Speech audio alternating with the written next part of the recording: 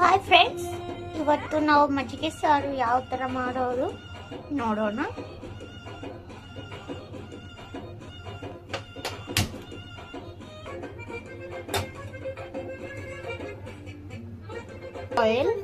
First oil, next ಸಾಸಿವೆ, ಜೀರಾ, ಬೆಳ್ಳುಳ್ಳಿ,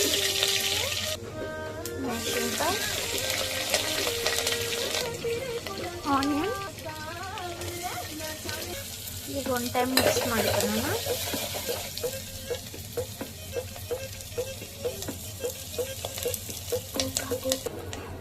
ಕರಿಬೇವಿನ ಸೊಪ್ಪು,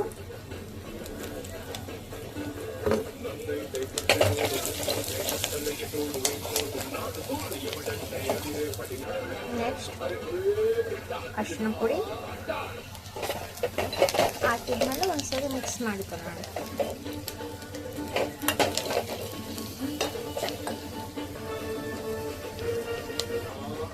ಈಗ ಮೊಸರನ್ನ ಹಾಕೋಣ.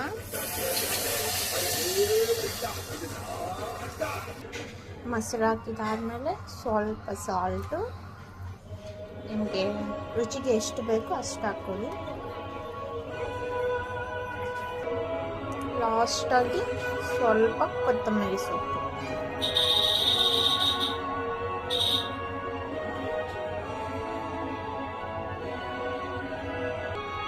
ಕೊತ್ತಂಬರಿ ಸೊಪ್ಪು ಹಾಕಿದಾದ್ಮೇಲೆ ಒನ್ ಟೈಮ್ ತಿರ್ಸ್ಕೊಳ್ತೀವಿ.